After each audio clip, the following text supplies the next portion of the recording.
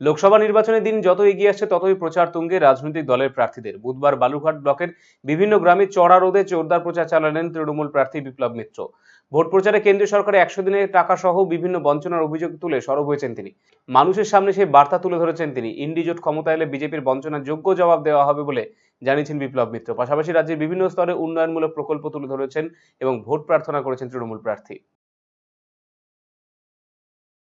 কেন্দ্রের যে 60 ভাগ টাকা সেই টাকা সেটা আটকে দিয়েছে যে মানুষটা, সেই মানুষটার নাম আমাদের সুকান্ত মজুমদার। এবং এটা আমি বলছি না, তিনি বলেছেন টিভির পর্দায় দাঁড়িয়ে যে একটা ফোন আমি করে দিলেই যে 100 দিনের কাজ 59 লক্ষ গরিব মানুষ তারা 2 বছরের মজুরি পাচ্ছে না, তাহলে মজুরি পেয়ে যাবে।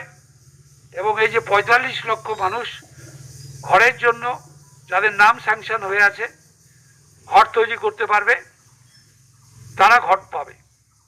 অর্থাৎ তিনি যে আটকে দিয়ে রেখেছেন এটা কেন্দ্রীয় সরকারকে বলে, এটা পরিষ্কারভাবে তিনি বলেই দিলেন সবাইকে, সব মানুষকে। সুতরাং এই রকম একটা মানুষ, অমানবিক, যিনি গরিব মানুষকে যিনি ধ্বংস করে দিতে চাইছেন, সাধারণ মানুষকে তার যে ন্যায্য অধিকার সেটার থেকে বঞ্চিত করতে চাইছেন,